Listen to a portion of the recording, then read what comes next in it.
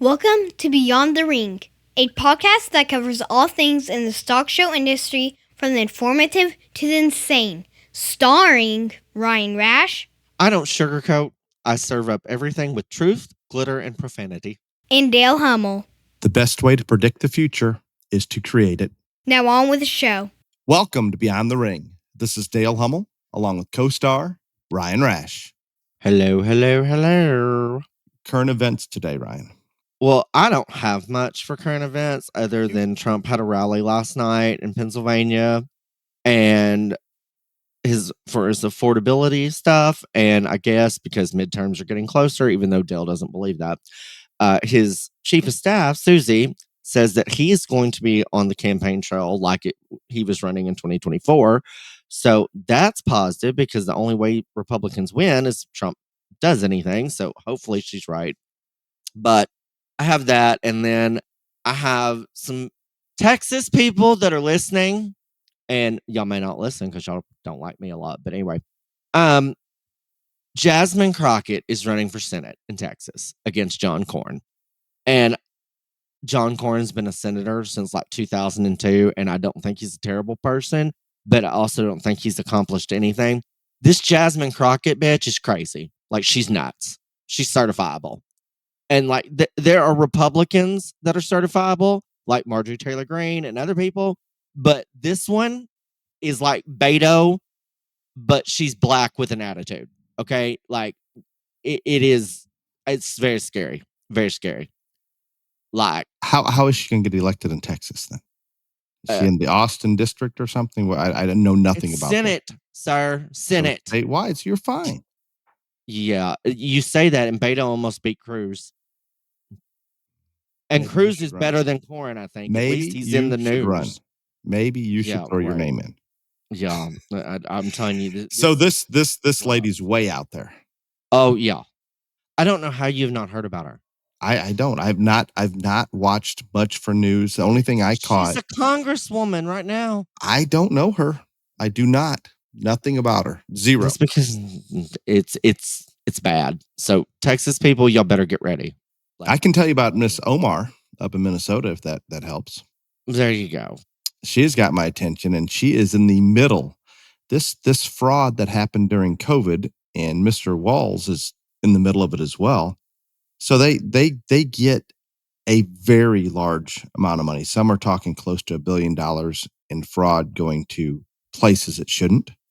And Walz and Omar, to me, are all around it. Walz says he was the gatekeeper, and while he was the gatekeeper, all of this money that supposedly went to feed hungry kids during COVID went to lake houses, Lamborghinis, expensive luxury items that had nothing to do with feeding hungry kids, obviously. And this all took place. We've got Governor Walz claiming he credits the fact that they're looking into it. This was all forced upon him. He allowed this to continue for a very long time, and there is no question in my mind he was aware of it. In Omar, most of the money went to Somalian not-for-profits, and guess who she's pictured with in a lot of those, and guess who her campaign donors are? It's all around them. I hope this blows up in their face. Okay, first off, the Omar lady, I agree with you. She's completely crooked. Like, she married her brother, all the stuff. Like, I get it. And she's got a documented history of issues. I know. Yes, I'm agreeing with you. Tim Walz, I'm not saying he couldn't be dumb enough to know it wasn't going on. That this did not happen, but I am going on the record that I think the man is so stupid that he had no idea it happened and somebody did it for him. I'm just saying. I don't doubt that somebody else put the strategic I don't even think he knew. Motion. Yeah, this is like Biden's auto pin. He didn't even know. I can't. Yeah, I don't know. When we're talking close to $1 billion in fraud, that's a large amount of money. And I understand in Illinois this is a common thing, and we're that's constantly how Pritzker's rich. It could be. I have no idea. I believe his. You said he's actually independently wealthy. So didn't Trump say that his family kind of kicked him out of the hotel business? I don't know. Gave him some money when they did because he's he seems to have plenty. And again, I don't doubt that a large amount of it is You've from got the his phone corruption in number Illinois. after State Fair. Just call him up and ask. Sure. I had a local representative, I heard, actually a former student of mine, was telling somebody how charismatic that Pritzker was in person. Not that he agrees with this policy. I beg to differ on He's that one. what? Very Yeah, personable, what did very you do to the charismatic. people that you taught? You I'm warped just them all. yes, no, this one hit me as hard as it's hitting you. I don't get it. I did I've not. seen that man on TV. Yes, He yes. is not charismatic. Remember, I had a chance to speak with him, and I can promise you there was nothing charismatic about You him. need to give me this former student's number. I Yeah, need to talk some sense. I will into do this that. person. I hope that the rumor's wrong that was told to me, but it was a pretty good source. Oh my. So yeah. So all of that. What about the buildup in the Caribbean? Are we still going into Venezuela? I'm sure. Like, I don't think Technically- he's flinching. No, technically, I believe they've termed it Operation Southern Spear. We do have 10 to 15,000 troops in the area. Not enough to just go boots on the ground, but it looks like they're gonna go ahead and hit some of the cartel on the ground rather than just in the boats, and those will be very strategic, I'm sure. So 15,000 is a lot, but they predict if we were truly going to go in with boots on the ground and occupy Venezuela, it'd be 100,000 troops. So we're not at that point. I hope we don't have to go there if we can strategically dismantle the cartel as best possible. You know that they're going to rebuild or someone will step in their place. But I appreciate the stance that President Trump is taking on this, and I don't know that anybody's ever gone that hard to try to break up the drug trafficking.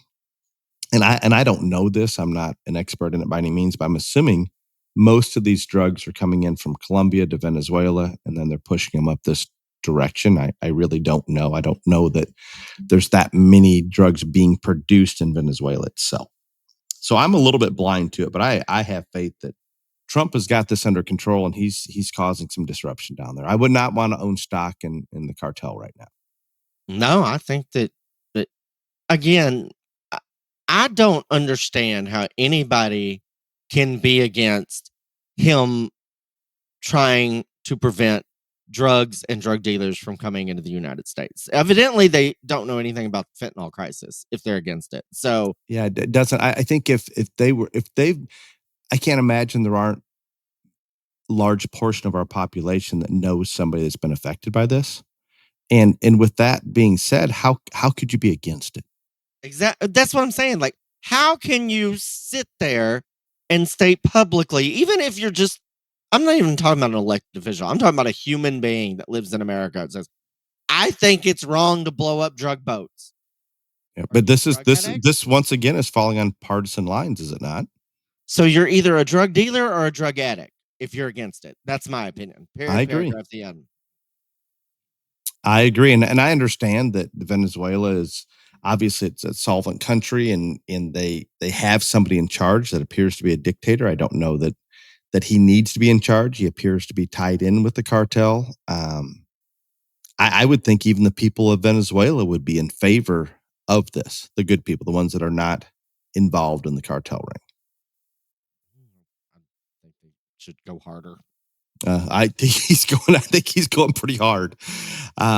It's good. I'm a little surprised that they aren't trying to stop him with whatever actions they can. Maybe they are, and it just isn't working. But it's good what we're seeing. That has to open the eyes down there and just say, wow, we're in trouble. Ryan, on a positive note, I've been doing a lot of putting together photos and footnotes for cattle. I've got a couple bulls for my self-promotion portion of current events that'll be selling in Canada. I've partnered with 6 Mile Ranch. Do you have a sponsor for yourself? Yes, this is it. I will fund the sponsor, but I do have a partner ranch, a partnership with 6 Mile Ranch in Canada that they've taken some of the calves we brought up as embryos, and it looks like 2 of those bulls will be selling in the New Year's resolution sale January 31st in Calgary. I just got some pictures that they took of them. I'm excited about them. They will be popular. I hope very popular. Some embryos selling at Cattlemen's Congress. You're going to go to the Cattlemen's Bar. Have you ever been to the Cattlemen's Bar? Yes. That's where they'll be. You're going to be there to buy them. No, I'll You be at the need some bar, but Angus I'm not cattle. going to. No, You need some Angus cattle. no. So I appreciate 6 Mile Ranch and what they're doing to get things done up there, and those here getting the embryo sale put together for the Cattlemen's Congress, and I believe Dave Mullins is putting one together for the Denver Stock Show. So it's all good in the Angus world at the moment. I would also like to acknowledge our sponsor, ShowFresh H2O. Hold up. Wait before you become the water boy. Everybody says that I don't talk about Shrek, so I'm giving a Shrek. They do. update. I get a lot of Yeah. that. And they ask Yeah. me, and I tell them I do not know. No, I'm giving a Shrek. Now, time out. Is it positive? No. Then nothing is just leave her positive. alone. Just leave her be. I am just trying to explain to you people what it is like living with Shrek. If you have something negative, I want you to come back with something positive. We'll Can you think do about that? No, but anyway. So they never go to shows I judge, never, and I don't ask them to go to shows that I judge. By the way, I don't want them attending, but anyhow. So last weekend I judged a Hereford show 6 hours from the house, and obviously they knew I was judging the show, but I did not know they were going until the last minute, and so they drove 6 hours to the Hereford show, and they went to the bar at the hotel. We went and ate and went to the bar at the hotel. And at 9:00, they told me that I needed to go to bed like I was some 10-year-old child. If you're judging a show the next day, probably not the best idea to stay out all night. 9:00. That's a fair time. I don't think I have ever been to bed at 9:00 in my entire life. But anyway, little did they know, I just went right out of the hotel into the Buffalo Wild Wings that was across the parking lot. But anyway, moving on. So anyway, they go to the show, all this other stuff. Of course, I did not do any of it right, but they went. So I just wanted y'all to know that they did attend a show. Well, that was positive. Yeah, there you go. You should appreciate they took the time. That was a lot of time to go do that, to watch you. I didn't want them to watch me because doesn't they're matter. just going to tell me how I did it wrong anyway. You can still be appreciative of the effort that was made. I could judge the world's largest pig show an hour from my house and they would not attend. The only reason they went is because it was a Hereford show. They have more interest in Hereford cattle than they do pigs. I'm just saying. Next. Okay, now back. I would like to acknowledge. Now you can be water boy. Our sponsor, ShowFresh H2O. You've heard me talk about the benefits of keeping show stock on water. In short of hauling all of your own water from home, this is clearly a low-cost option with huge return on how that animal looks when it hits the ring. This is simple, and if you're listening to this podcast, you're smarter than most and will do everything possible to keep your show stock hydrated. ShowFresh H2O can be purchased at your favorite show supply trailer or at swampfox.com. Swamp Fox. I had Fox in my mind here. Swampfox.com. Have you gone to swampfox.com? I'm not even the water boy and I can do it better than you. They should pay me. Swampfox.com should be the most well-used site in the planet. Unlike ours, you know who goes to our website? I have China. China. There you go. China. Mm-hmm. Today's episode. Priorities within priorities. Yes. You think that's confused everybody? It's confused you. I don't know. Dale does not want this topic. I like the topic. He doesn't want the topic. He really doesn't like next week's topic. But until he comes up with his own damn topics, then this is fine. There's something we've never discussed this at all, and I think those that judge shows and are actively showing, hopefully this will resonate. Let's hope. But I'm good with it. I don't know that we're going to agree on the priorities within each priority, but I bet it's closer than maybe some would think. A lot of people always come up to me, especially young guns and whatever, and they're like, how do you get to judge all these shows and all this other stuff and whatever? And first I tell them that they've got to be great with the kids. Now, I don't think many people listen to that part of it, but that's the first thing I tell people because I don't see many judges talking or interacting with the kids, but they kind of forget that. Then the next thing I tell them is they got to be consistent. And so every stock show sorter has priorities. And I think that almost everyone who judges the show, regardless of species, that they could agree that the three main priorities, not saying which order, but that they're the three main priorities that people sort livestock shows on are muscle, attractiveness, and structural soundness. Would you not agree with that part, Dale? I use the term balance in replacement of attractiveness, but I think we're talking about the same thing. Okay. I think there should be a fourth one. There is one with me, but most people don't have a fourth one. And that is either finished or conditioned, because y'all know I hate fat things, but most people don't do that. It should be finished in market animals and conditioned in breeding animals, but most people don't. So we'll leave that one out. But anyhow. Yeah, that doesn't, I never thought about it that way, but it's not covered within those three necessarily. I mean, if they're No, it's not. There should obesely be a fat, fourth one. that would affect their balance or attractiveness, but not. There should be a fourth one, but I'm not even good. That's a whole nother podcast topic, which we've already done. But anyway, that should be another priority, but it's not for most people. So, and I do not care what any judge's way they prioritize those three things. I don't. I think the important thing is that if I or someone else observes you judging a show for a lengthy period of time or several shows, that those priorities should always be the same. Like if you value muscle the most, it should always be that way, and or structure or whatever. That part I think is very important in becoming a consistent show judge. And I think that there are some people that do that absolutely brilliantly. And I think that there are others that get confused, but that's neither here nor there.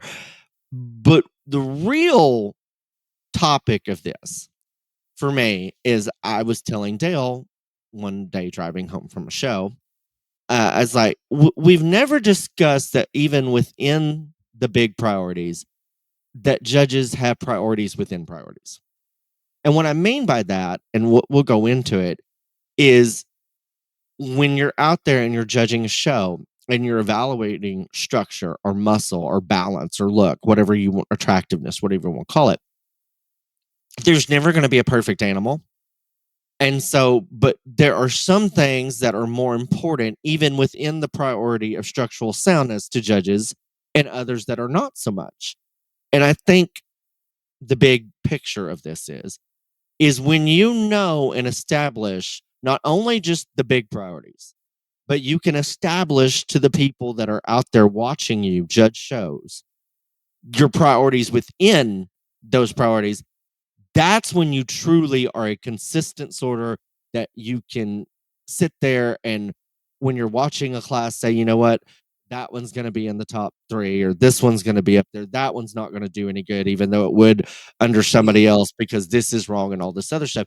And when you get to that level, that's when you really get people that say, you know what, this guy, this gal, whether I agree with them or not, I can follow them and I know what to bring to them. And that is exceptionally important. And I think the more straightforward and simple they keep those priorities, the more consistent they can be, and the more people that can follow what they're doing. I'm not saying to dumb it down or anything like that.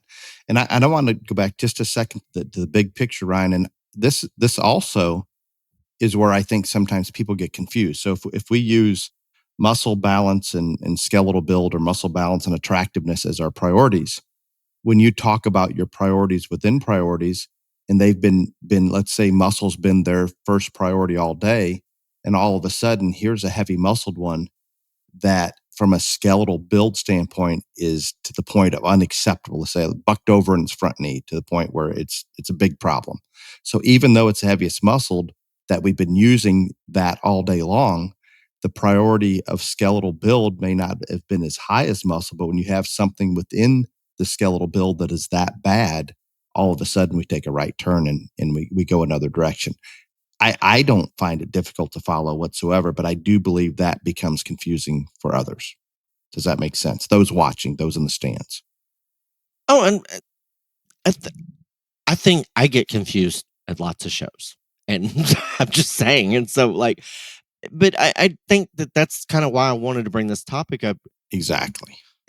like, and some of this only comes from judging multiple shows. Like, and I get that part. But if you know yourself well enough and you know what you love and what you dislike and what you hate, because every person's different.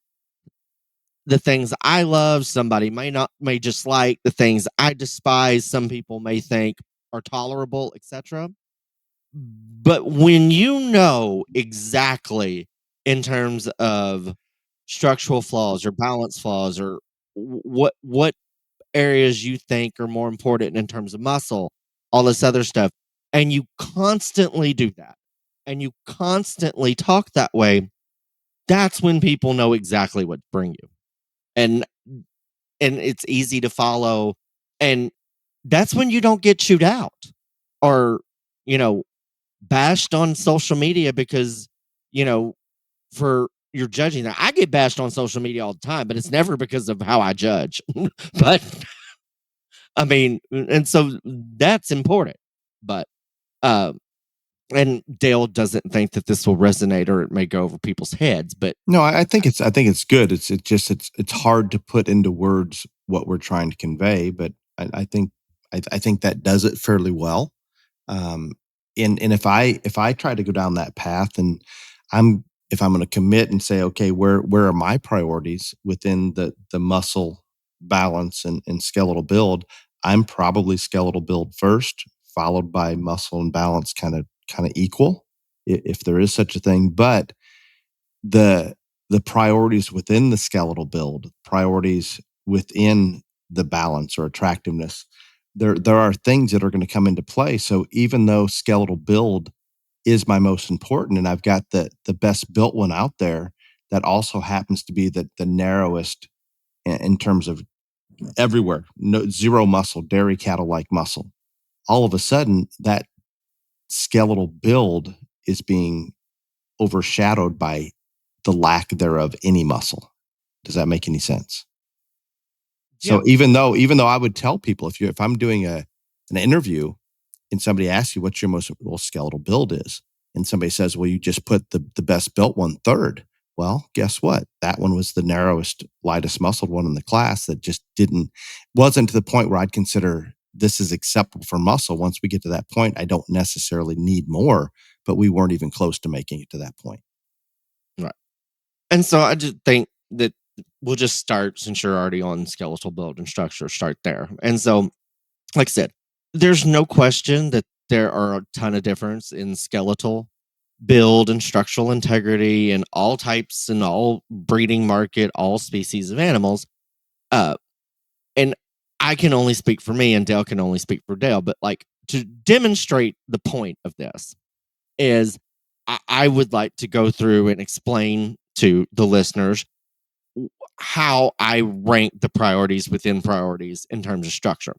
Do I want the best moving, sound structure, best built one at the top of the class every single time? Absolutely, I do, because I think that it is, anybody that has watched me judge will know that my largest priority is structure. I think that's not hard to figure out about me at all. But there is no perfect structured animal. I mean, there's close, but in every class it's going to be different, and maybe that animal that is probably just the best overall, maybe that one's not perfect structured. So I can tell you from me that I am way more lenient or forgiving on an issue with a hawk, whether, you know, they get a little narrow into their hocks or that hawk swivels when it moves, stuff like that, than I am a straight shoulder, a front knee, or a pastern. Those things I'm much harder on. That makes sense, and I think everybody's going to be different with that. And I think even the definition of what the correct skeletal build is going to be so different from judge to judge, let alone the priorities within the priorities, and breaking it down. And skeletal build has far more moving parts and components and variations. If you just want to look at muscle as a priority, you can say this one's heavier muscle than the other, And most people can see that much more easily than skeletal build, because we're looking at their hoof or their foot, their pastern, their front knee, their shoulder placement, where their neck ties in, their top line, their hip, their rear hock. There's a lot of components that go into this.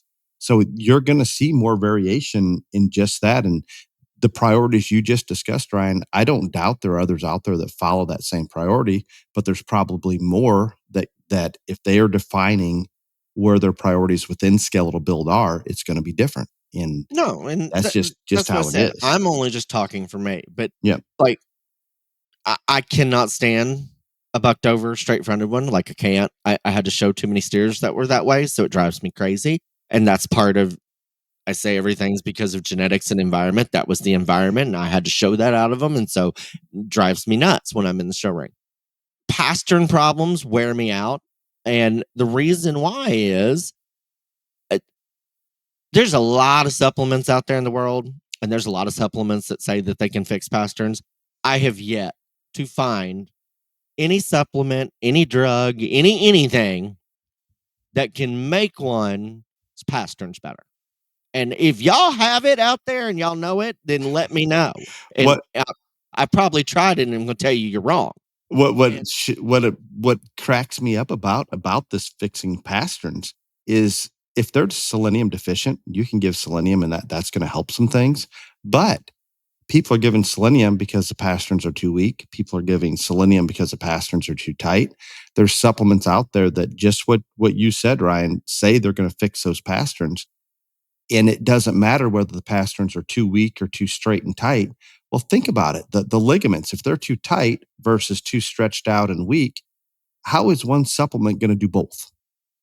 It's going to fix both animals. No, common sense or any logic whatsoever is going to tell you this is insane. I'm not saying there isn't something out there that may loosen the ligaments up and tendons up to soften that pastern. I'm not telling you that there isn't something that maybe even tightens those ligaments and tendons up to bring them up a little bit more on their pasterns. But I promise you, it's not the same supplement. It's not the same direction. Not that I think those others not that I think there's a supplement that can do either very well, but I promise you, there's not one that does both. Right. And so, I tend to be a person that when I judge because of the number of animals that I've shown and the number of animals that I've fed, my priorities within priorities is like, I've never been able to get this fixed or under control. So therefore, when I'm out there judging and I see that problem, like that's not fixable. So that is way more important or way more detrimental to that animal's placing to me than maybe somebody else. And that makes perfect sense to me, but it may not make sense to anybody else. But no, I think that's logical. I think the difficulty is more, Ryan, that we don't agree on the definition. Somewhere in history, judges decided that straight lines are what we wanted in the show ring, and we relate that to structural correctness. A perfectly straight top line and straightness from their hooks to their pins and straight down to the ground and straight up through their shoulders. Straight is straight. That doesn't equate to ease of movement. And in my fundamental way of thinking, skeletal build should relate to their ease of movement and getting from point A to B with less effort. And everybody has something different in their mind, I think, with it. So ones that you might call a little too soft pastern or a little too straight fronted, somebody else is going to say it's just fine.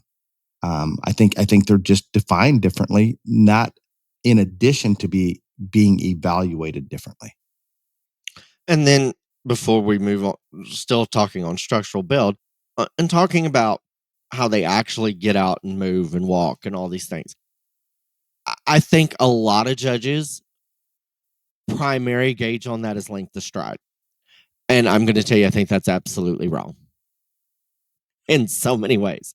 And I can start with the fact that if you have an animal that gets up underneath themselves in terms of the way that they utilize or operate out of their hip and their hock, then they're probably going to get real close to filling their track because they're so up underneath themselves, it allows them to reach longer.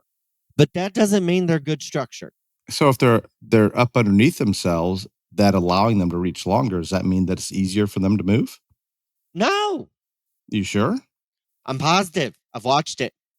Well, what if they take a longer stride means easier movement? They're not. No, that's what I'm saying. You obviously did not listen to me. No, I've listened very closely. If they're taking a longer stride, and I'm not saying that should be the sole determining factor that one's skeletally better if it takes a longer stride, but if it's taking a longer stride, in my mind, their skeleton's looser. They're able to move easier and travel with less effort.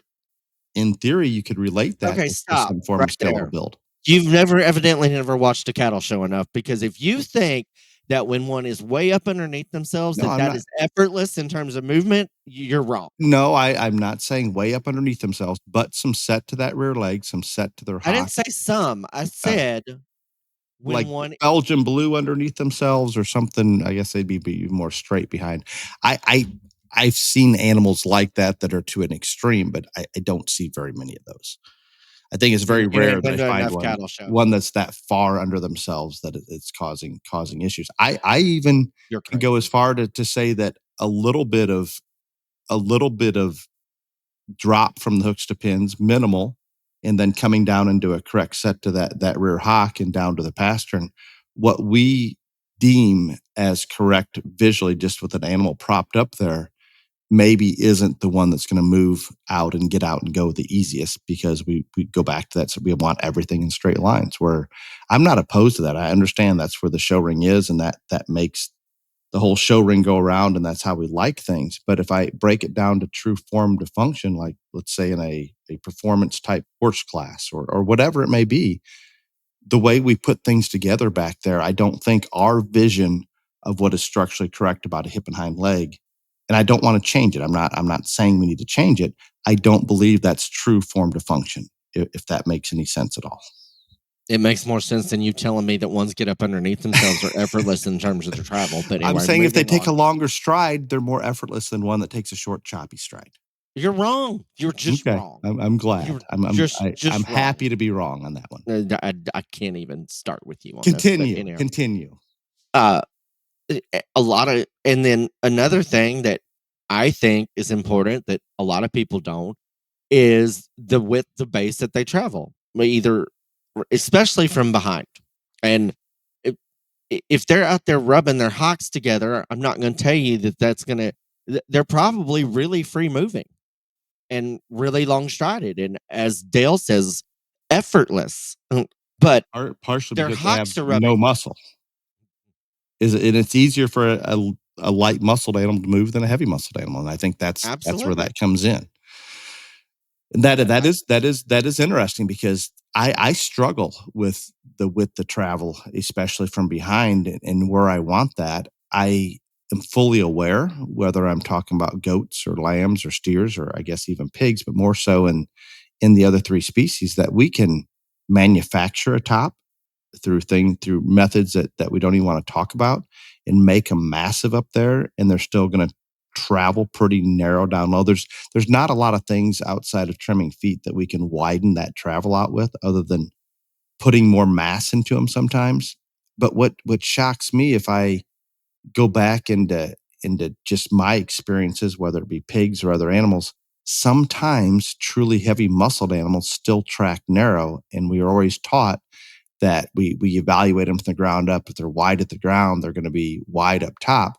I think there's a definite difference between true skeletal width and muscle. And I think the true skeletal width dictates how wide they travel to a certain degree. Once we get to extreme levels of muscle, then that's going to play a role. But in general, I think skeletal width dictates with the travel, and I don't know that muscle dictates it as much as maybe we were trained to think. That's probably the only thing that we'll agree on in this whole thing. I think See, and I didn't absolutely know. correct. You and I haven't talked about that. I didn't know. No, I think that skeletal width and actual muscle shape are completely different things. And I will use the example of like bodybuilders.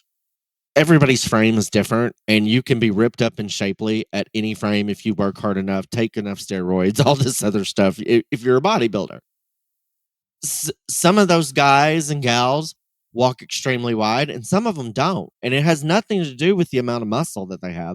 It has to do with how they're built from their frame. And so, yes, I agree with that completely. 100%. So The skeletal width is hard for me to explain in terms of how the animal's put together that way. And I think I am just as critical on one that walks narrow as one that walks too wide and gets outside of themselves. Yes. And that would go into the ones that get up underneath themselves that you think are so effortless in their travel, Dale. I may get harder on the ones that get outside themselves than the ones that track a little narrow even. I'm about the same on both. No, I'm just going to be honest because I think it's, equally as big a flaw. But those things, and again, stating again, what Dale's priorities and my priorities obviously aren't the same in this. And so nobody's are going to be the same.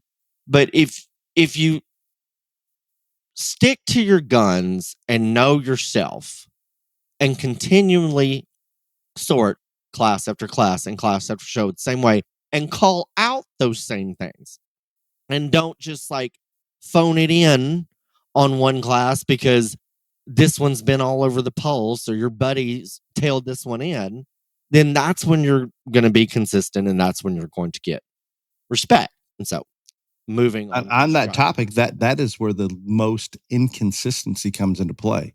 I think that is a bigger factor than the judge's ability more times than not. Oh, absolutely. Yeah. And that's sad because that there's no excuse for it. So moving on to muscle, because Dale made the comment that he thinks that from the outside or even when you're the judge, that it's very readily easy to discern which one is the heaviest muscle. I agree with that completely. And I think that's why the priority of muscle is probably at the forefront in most judges, in most sorters' minds, because they know that everyone can tell which one's the heaviest muscle. And so I think that plays into the fact on why that is important to them. I'm fine with it. But very few times do we hear any sorters talk about where muscle is more important. And there's differences. Like, for instance, some people, shoulder and forearm are kind of the same thing. And some people really like a big forearm. I say that's a big shoulder and it's ugly and unattractive. And some will correlate. Well, if they have forearm, they have muscle everywhere else. Correct. I'm with you, and don't and is there some correlation? Sure, but don't assume it's always going to be that way, especially with the management techniques that we have in the show ring right now. And so I think that that is interesting. That people think that is how it is. I also find it interesting. I care way more about back shape than I do ass shape. And me personally, and I'm going to step on some people's toes here. I think it is harder to breed them, feed them, all this stuff when they are truly expressive out of their top and their back and they carry it all the way back to their hip than it is to just get one that looks wide assed and standing from behind. And that's just me. Which may be more skeletal width than right. True muscular shape.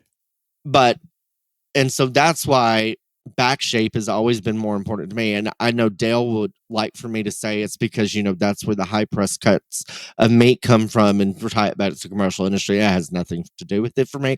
I just have always... We can pretend that it does.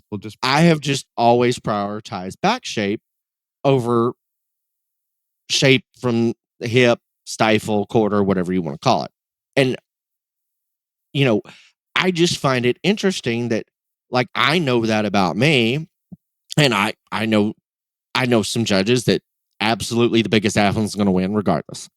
But very few times do you hear a judge say, top shape's more important, ass shape's more important, etc. like that. And I don't know why, because they think that I think that everyone can agree that muscle is probably one of the largest priority for most judges, but yet then we don't know what is most important to them or what they can, give some lenience on within that. Can you explain to me that, Mr. Hummel? I like that because we do just talk about muscle in general. Obviously, judges will break it down sometimes, but for the most part, we talk about one being more muscular than another, and it may be more muscular top, but not bigger ass, and vice versa. So I think you're onto something there, and that is a hard one. My biggest pet peeve is, okay, we consort muscle and that's easy to do. So that's something we fall back on, especially if you're a little bit nervous or having a hard time sorting those, we can fall back on that. And that's fine if that's one of your priorities. But where I get into an uncomfortable situation when I'm watching shows, judging shows, participating, whatever you want to say, we all know that muscle and Ryan doesn't like to hear this. The reason we like it, it's our end product. It's meat. It's what we're going to consume. And that's fine. But at some point, and I think Ryan will agree with this one, for them to be proportional, to be balanced, to be attractive, more muscle isn't always better. There's a window. I want them to have at least this much, but beyond that, at a certain point, more almost becomes negative, whether it be from a restricting movement or a balance standpoint or attractiveness standpoint, that more isn't always better. And I don't know that we fully embrace that as judges across the board. And I do. yes, and it seems simple. I talk about this. Okay, I'm going to go off rails here. That's not going to be maybe not good, but we get asked a lot of times, Ryan, about how do we clean up the lamb ring or the goat ring? How do we stop the needling the tops and blowing up the asses and everything else? Well, guess what? If the judge doesn't go out there and make the most extreme muscled one their priority, all of a sudden there's no advantage to doing those things that are inhumane as possibly can be. They don't have to needle their tops. They don't have to needle their asses. They can go out with one that fits that window of here's a heavy muscled animal that's not wild out there, not cartoon like out there. And if judges could reel back from the cartoon like characters to just more real, then all of a sudden we clean it up within itself. That is, we can do all the drug testing, we can do the thermal imaging, we can do all of those things that are very challenging and always a controversial issue. But if judges would simply go out there and say, well, here's my window for muscle, and as long as you fit into that, let's make skeletal build and balance and look really, really sort them within that rather than I have to find the most extreme one. Where are you on that, Ryan? I say this at a lot of shows, and when I say it, about half the crowd, like you can tell that this light bulb goes off in their head, and the other half look at me like I have no idea what he's talking about. When I use one that may not be the heaviest muscle, but is sexy, cool looking, and really good structured, and it's got enough muscle. And there's another one out there that obviously stouter and all this stuff. I explain those things, and I go back to this, and this is I say this on the mic. In the show world, there are a lot of things that we can feed legally to increase mass, to increase muscle, to increase shape. There are not nearly as many of those things that we can use legally that will get one sounder structured or better looking. And so that's why those other two are more important to me than muscle. I like that. I like that a lot. I don't know that people understand it when you say it. I said half of them a light bulb goes off in their head, and the other half look at me like what the hell is this guy talking about? And I do want to go back to your wedge thing, even though you don't not wedge. I'm gonna call it a wedge. So maybe Ryan, you weren't brought up this way, but I think with Dr. Skaggs, he would have talked about this at some point. So when I was trained to be on a judging team and in even early years of coaching judging teams, we talked a lot about we want the wedge. We want them wider behind and come narrower into their front end. And a lot of that was from the standpoint that those expensive cuts were their top and hip, the chuck or the shoulder in a lamb or a goat, those cuts are of very low value. So we want more muscle in their loin, in their rack, in their hip, in their leg versus their shoulder. And you said it earlier, we've, especially in goats, we've gotten away from that. We're trying to make them as bulky fronted as we possibly can, which is fine. I think they're trying to say, well, that's skeletal width. Well, sometimes I'm going to pick on some of the breeding ABGA type full bloods. I've seen some of the widest chested full bloods ever that come back into the narrowest ass. I see it in the weather genetics as well. Just because they're massively wide up front doesn't mean they're going to have a muscular top or a muscular hip. Don't correlate that and make that an absolute, because I don't believe it's there. I think they're so loose skeleton up through their shoulder, it's allowing them to stand that wide and what we call outside themselves, and people will debate that term itself. And the other thing, when you get behind them, you want to know what makes a lot of these goats and lambs and even maybe pigs, and I don't know that I see it as much in cattle. One of the things that makes them track as wide or stand down naturally wide is that they're a little bit bow-legged. And if fit properly, sometimes those bow-legged ones get a big old plus saying, well, hey, these are the widest tracking one in class, and that we're not understanding why it's wide tracking. It's not because it has that much more muscular shape through its hip and leg. And I think when we talk about with the travel behind, I think a lot of judges are tying that to muscular shape. And I think in some cases it does, but everything doesn't correlate maybe as seamlessly or as defined as what we were trained to think. Yeah, I agree. That's why you like the big tops, because they're expensive cuts, right? Yes. Would Dr. Skaggs tell you that is a good concept? Right. Mm-hmm. Yeah. Yep. We'll go with that.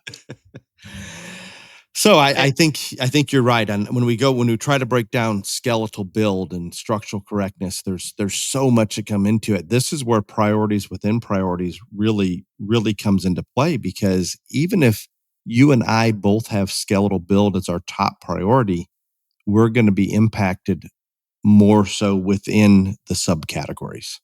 We may not agree on those. Right. And I'm not going to say that what I'm going to talk about next is technically muscle, but it's mass. And so I think it kind of goes in this category, and that's body shape and bone and foot size. And because it doesn't really fit in, it can fit in me in terms of balance. And that's kind of where I judge it more than anywhere else, but I don't think most people do. I think balance and proportions, that to me, that's where it comes into play as well.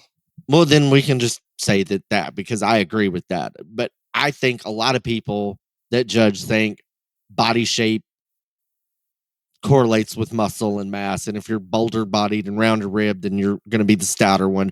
And I think a lot of people think that the biggest legged, biggest footed one's the heaviest muscled one. And that's absolutely false. That has nothing to do with it whatsoever at all. No, and I can go back to the early days in the pig world. Some of our finest featured pigs would open up the largest loini in terms of just measuring true muscle.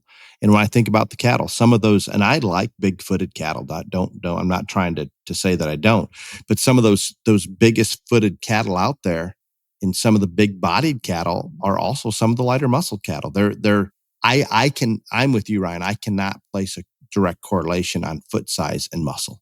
Can I put it on ruggedness and some things that we like? Sure. Yes. I'm not opposed to a Bigfoot. But do you not also agree with me that a lot of judges do correlate bone and foot size with muscle? And I think all that, I think all that gets tied together. And we've talked about the other one, that body shape in terms of a round rib or a round body, and it's totally unnatural, but we like it. And when we put our hands on a lamb or a goat that's round ribbed, it makes us feel wider topped, even though it's not necessarily that loin or rib muscle, but it's rather just the rib shape up top. It's something we like. There's no justification for it other than we like the look or the handle of that. But going back to your Bigfoot correlation, I think you can correlate it to mass.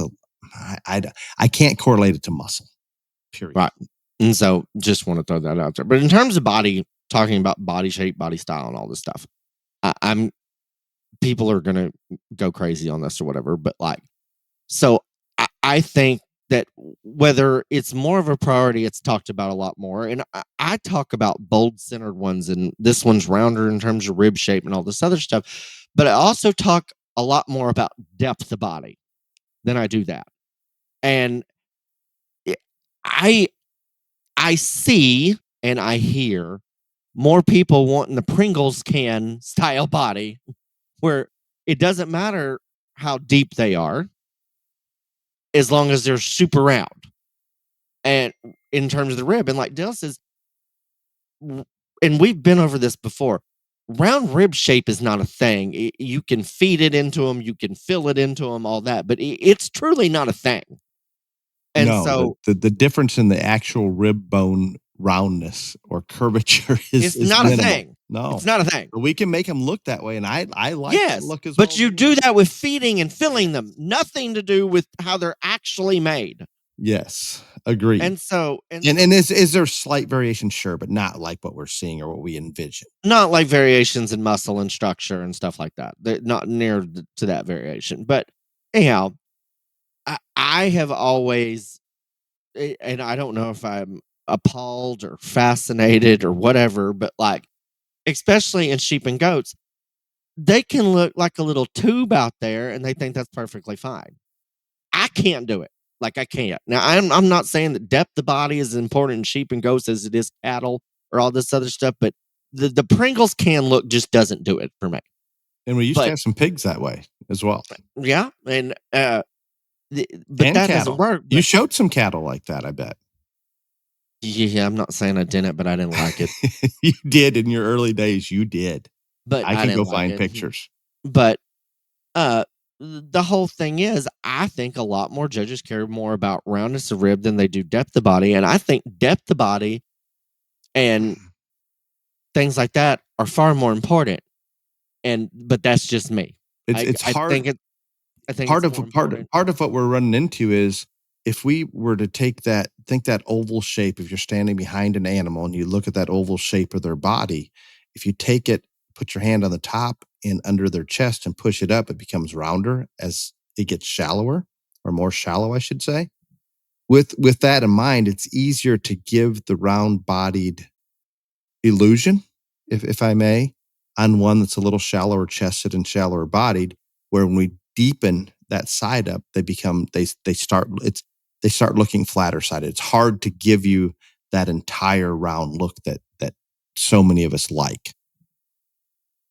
But just I like it because it's hard to make. How's that? That's a terrible reason, but that's the truth. To try to sort things away as a breeder, it's so hard to make the kind that are going to give you that round bodied look. there you go. So there's that. Now we'll get to balance and look, and I think that I think this can go a lot of different ways. And I, I again, I think as long as you know yourself and stick to what you know and what you like, it's fine. And I'll just start like on necks. Neck set is real important to me, and it's far more important than the length or thinness of neck, because how that neck sets up there dictates a lot of things, including structure, because Dale will be the first one to get on here and yell that the higher the neck set is, the straighter they're going to be and all that. And I'm not saying that he's not right, but it can go the other way too. And I see so many animals in all species that their neck set and their shoulder set is low, and it throws off everything. I think Even that opens that shoulder up and sometimes puts them outside themselves. I can go both directions with it. I love that high neck set, but I'm you're right. When we do that, the withers come up. Think about those Arabian horses or any horses. Their neck set is usually pretty cool. But guess what also comes with it? They're up in their withers, which we like because it keeps the saddle in place. But whether I'm breeding goats or sheep or horses or whatever it may be, when we bring that neck way up, oftentimes the withers come up, and then all of a sudden we can't get the top line as straight as we want. But you're right, Ryan. When you drop that neck set and it comes straight out of their chest floor, that's not good either. And then I am a chest brisket, whichever species you want. You fanatic. like brisket? No, barbecue brisket. I am a fanatic, and it drives me insane. Like I am more lenient on one that might have a little underneath their jawline or be maybe a shade thicker in terms of their neck than I am one that has a brisket. And I can't. And again, this goes back to environment. I can remember showing steers, and specifically black steers. If I was had one that we thought might even be just a little too much in terms of their chest or brisket, I had to wear black jeans to show that calf, so I could stand at the proper angle in front of that calf to blend that calf's brisket or chest into those jeans so it would not be as noticeable to the judge. And I promise you, I was the only person out there in black jeans. And so absolutely plays a role. But it worked. Yep. You'll see it when you're taking sale pictures all the time. We as in here at Hummel Livestock, and Craig is usually one holding those. In general, we're trying to put some contrast there so you can actually see what that front end is. But if we weren't happy with it, we could put some dark pants on or something like that. If we have a darker paint, or it makes a difference, I guess is the best way to put it. And it so does. I'm just saying, I think some of that is going back to the fact that that was something that was so important, and we would go to the extremes of me wearing black jeans to make sure that we could camouflage that if we thought we had to. Stuff like that. That's always been something that's been a pet peeve of mine in terms of one that's big chested. That's because you didn't like wearing black jeans. I really didn't care, but I was the only one out there doing it, so it just made me look even more different, and I was different enough. You didn't need help in that. You did. I did not need any help in that matter whatsoever. No, so you were out there. So yeah, I didn't need any help in that. But so there's that. But I know a lot of people that I've heard judges say, brisket tastes good, so they're fine with it being there. It's a fairly expensive cut, actually, and in practical looking at things, it's probably okay. Right. And so again, if you like a big brisket and you're okay with it and you're going to forgive it, then just say that and forgive it every time. I cannot. It's not going to work for me. And Dale touched on this briefly in terms of, because gets crazy about straight lines and how it affects structure, and he's not wrong. But very few times can you discern if a sorter prioritizes top line or underline. And it's two very different things. And the way that they balance in their top line and the way they balance in their underline are very, very different things. And the way, and as you said, the top line does affect movement and does affect structure. Can you at least agree on that? Absolutely. Okay. So how level they are in their underline from their chest floor to their flank, that does not affect movement, in my opinion. I don't think it does either. I'm not saying it has zero impact, but I can't way less than anything. The top. And I don't think it has any, to be honest with you. But okay, exactly. That's what I'm saying. So I am a little more forgiving on one that may not be perfectly straight in terms of top line. Maybe there's a little bow, a little sag there. If they can get out and move, then I am a high flanked, cut up one underneath. Yes, I'm good there. I'm the same with that one. But you've never thought about that before till right now, have you? I think I do it. I just don't know that I've come out and put it into words. Okay, so why haven't you? Even on the mic? I don't know. Exactly. That is the purpose of this topic right here. You said it wasn't really important. I am really, really hard. You didn't want this topic. I'm really hard on the tight topped ones. Really hard. Yeah. And I'm telling you, when I talk structure, because I look at the crowd, I can say it. When I will say one is too tight and tense in their spine, I always have to say when we get them in motion or when they take off to go around the ring, because that tight, tense top line one, when they move, it looks perfect standing there. And so I can't tell you how many times I will say at a show, if we leave this one in the park position or in the neutral position or just want to go stand behind one at a backdrop, this thing's top line is going to look perfect. But when we get this one going, that's where they get tight and tense and want to arc up, and it affects how they move. And the reason I say that is because not everybody is paying attention, the whole class. And like, I can use an example of the Hereford show. Daddy James said in such and such class, yada, yada, why did you place this one so and so?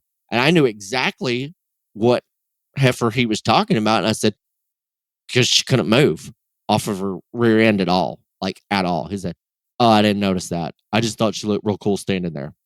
And so that is why I think I go to those extremes and saying, when we get this one in motion, when we are saying, when this one stopped, dead on. Because I think that's important to describe that. And, but that's why I am okay with one maybe not being 100% perfect in their top line. And I'm way more critical on their underline because I do know, and I do agree with Dale, that the straighter the top, the straighter everything else gets. Yep, and we like straight in general in the show ring. It's interesting because those animals that are a little, I want, if this makes any sense, when I'm looking, I'm going to use cattle as an example, a bigger animal, easier to see. I want them to be just a touch easy in their top, uniformly. I don't want it broken right behind the shoulder, but in their center of their back, it's okay to ease up just a little bit. If they want to get the show stick under them and tighten it up a little, that's fine. But if they're just a touch easy in their top, they're usually looser in their spine and skeleton. They're going to get out and move better. And our misfortune is some of our loose structured cattle don't park as well, but they get out and move pretty well. And some of those that park extremely well, that come together with a tighter top, a leveler top, whatever you want to say, those sometimes don't go and get out and reach and travel with the ease that we would like. So it's a battle.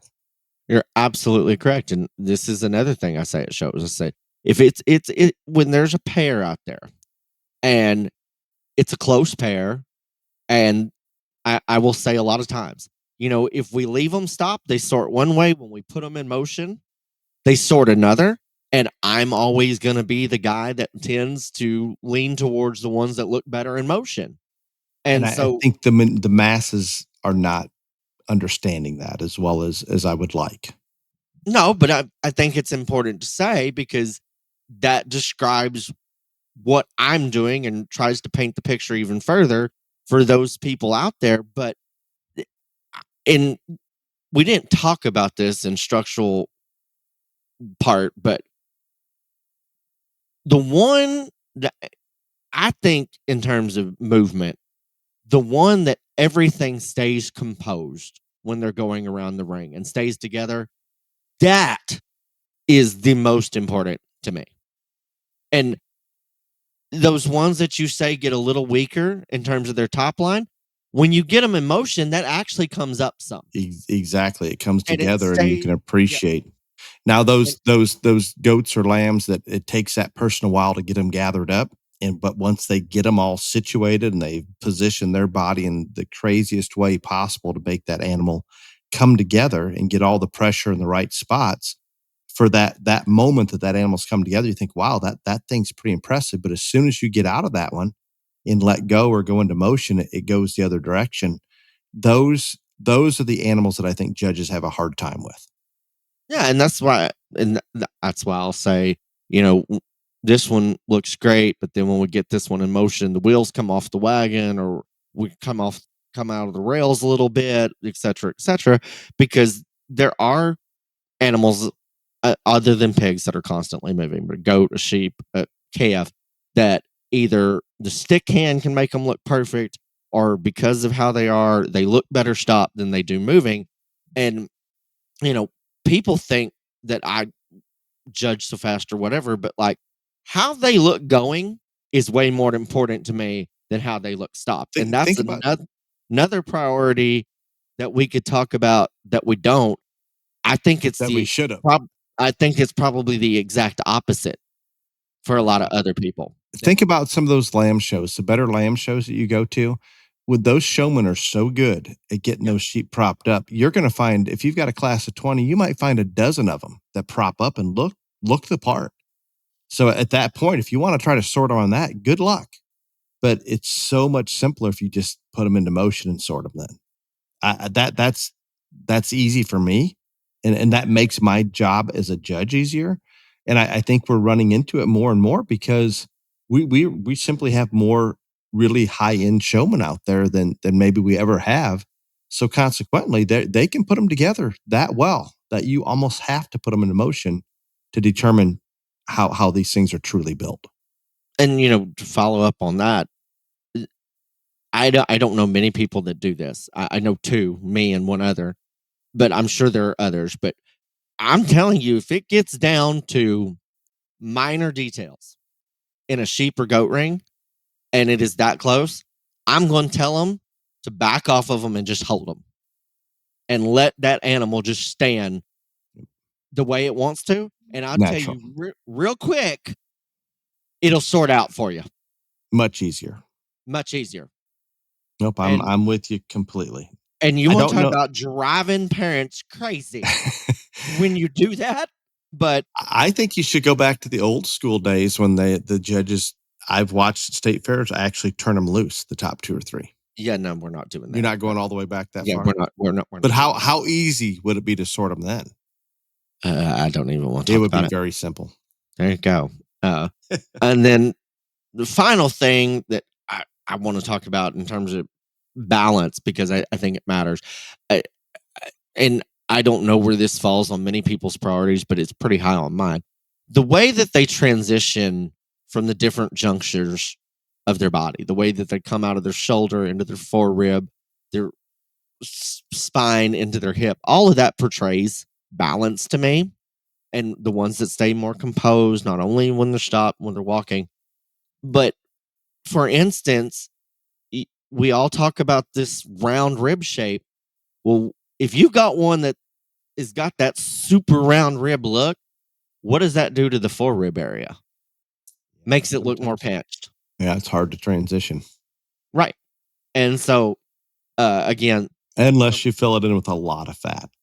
Well, right. But I'm just saying that is hard to make that transition look seamless and effortless when you've got one that's, whiskey barrel ribbed, as they say, or whatever like that. And, the way that they come together, I think that's important. But also, the wilder and more out there the pieces are, and I love wild out there pieces, it is harder to make those animals blend seamlessly everywhere. Correct. And that's just facts. Nope, that is. And I think balance and look, we talked about skeletal build and skeletal correctness being different for all judges. What that judge considers a good look or proportionally balanced, I think we're going to have as much variation there as we do the other. Yeah, because I think the only one, I think the priority that most people are the closest on is muscle, because bigger is better and more is more to most people. And that's fine. But I still say, I think that even though that's probably in the largest percentage of judges' minds, the most important priority, I think it is absolutely crazy that I think it is harder to tell the priorities within the priorities of muscle on most judges. Agreed. And Dale didn't like this topic, and now he loves this topic. I enjoyed this topic. The problem is, every time you and I really enjoy a specific episode, guess how popular it is? Yeah, well, guess what? I got to do one for me every once in a while. So. I like this. Is good. I've enjoyed it very much. Now for your favorite part, if you're ready. Yeah, do you have a sponsor? I do not. I have a couple of my emails. I'm sorry, no question and answer. See y'all again next week. I have one this one actually came into me via text for many times. I just pulled one of them out, and I think I said this, but we do have some people out there that care, even though Ryan does not. Sarah, the question is for Dale. First one ever. You have talked about a UAP documentary recently. What is the name of the documentary and where can it be found? I have talked about The Age of Disclosure. It can be rented on Amazon Prime. Don't talk about it because Ryan feels like he wasted his money. $20 I've ever spent in my life. And you can find it on many pirated sites. There's a lot of pirated sites out there online. And he wonders why China goes to his website. He's pirating their movies. No, that would be Chase. Chase says, why did you spend that money? When he pulls it up on some pirated site when he came home. The next one comes from Sam. Love the podcast, and it is my goal to meet both of you someday. I have 2 years left of show eligibility at my state fair. Each year I've shown goats, sheep, as well as hogs, 3 species. Good luck with all of that. It seems like every year I become overwhelmed trying to do my best with several animals in the barn and across all 3 species. I always thought if I purchase more, I'll have a better chance of one of them turning out really well. I have been in the top end of my class at our state fair, but yet to win a class. What are your suggestions if my goal is to win a class in my final 2 years at our state fair? Well, I think this is the catch-22 that most people find themselves in. I agree with this person that normally the more animals you put on feed, that the probability of one of them staying together or turning out is greater. There is also the flip side to that, that if you conserve your resources and spend more money on 1 or 2 animals instead of multiples, then you're getting a better quality animal to begin with. And so you've got to weigh the pros and cons of that. And I'll also say, as somebody that did it all and had 900 of them on feed, I was also lucky enough that I had parents that supported me in every way financially, all this other stuff, that we had enough help to get it all done. If your goal is to win a class at your state fair, you might want to take it down to 2 species instead of 3 and just concentrate on the 2 you do the best on. And then you have more money for the animals that you're going to purchase. Yeah, Brian, I like that answer a lot. I like the question. And Sam, the fact that you can condense, instead of spending, I don't know if you have 3 in each, so you have 9 animals, instead of buying 9 animals, maybe get down to 3 or 4 and try to find better ones using that same budget, just as Ryan had talked about. And we also have diminishing returns. Unless you have an unlimited labor force, if it's you primarily doing it, you physically can't feed and manage that many animals and do it well enough to get them, depending on what state you're from, to get one to win a class. It just, you've got to concentrate or consolidate your efforts in fewer animals, and that allows you to do a better job managing those individuals. Ryan, I don't know, what is the most steers you ever had on feed as a child? We do not want to talk about it. 20. Did you ever have 20 on feed? Yeah, more. Okay, let's just use 20. Well, we won't go too personal there. Is there any possible way, without your parents have hired help, that you could have taken care of those 20 and survived? You couldn't have fed 20 twice a day. No, absolutely. You just can't. No, I don't. Not. No. In our experience, Katie's last year showing, she had some goats in the barn and she had 2 steers. And I can assure you, let's say she had 3 goats and 2 steers, without Craig's help or Tara's help or Holly or I stepping in, she couldn't even get all of that done right. It's just impossible. Yeah. I mean, it's not. It's overwhelming. Yeah, absolutely. Okay, good question. David has the final question. Thank you for telling how it is in the stock show world and giving guidance to the masses. It is difficult to find such insight, and your podcast is appreciated. My question is, what do you think the impact will be with the new facility at Denver? Will the market show numbers increase? So, obviously, I think that's the goal. And they've got a new leader up there, Wes Allison. He's a great guy. I think he's doing everything he can to make the show as bigger and better and more, everything that it ever has been. And I hope he succeeds. I think the new facility will probably, that's the goal of it. Whether that works or not, I don't know. And I guess this will be shown later. One of the biggest things hampering numbers in Denver is in the pig barn, where they have a lottery or a draw, because they don't have enough space. At the new facility, I thought the whole reason or one of the biggest reasons for a new facility was to get away with that so everybody that wanted to show a pig at Denver could. But yet I have yet to hear in the new facility is the lottery and the draw going away and they're going to open it up to everybody. Not saying they're not, but I have not seen that publicized. So I believe they're showing I know they're showing in the new facility this year, and I don't know if they had a draw for pigs or not. I'm guessing pretty sure they did. Just so they didn't go crazy on numbers where they couldn't even fit in the new facility.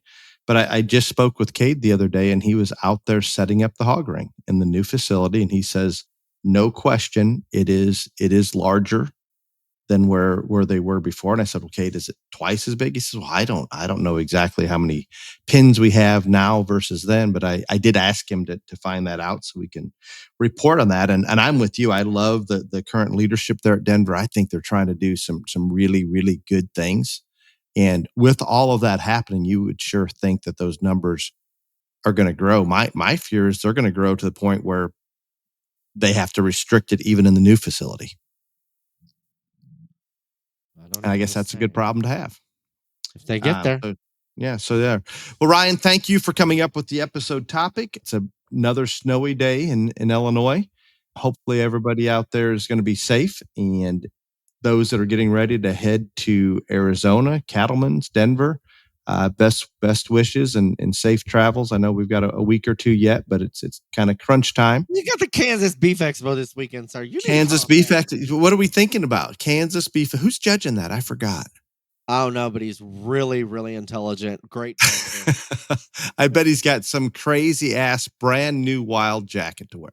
I got lots of options. Well, good luck there. Until next week, be safe. Y'all come back now, you hear?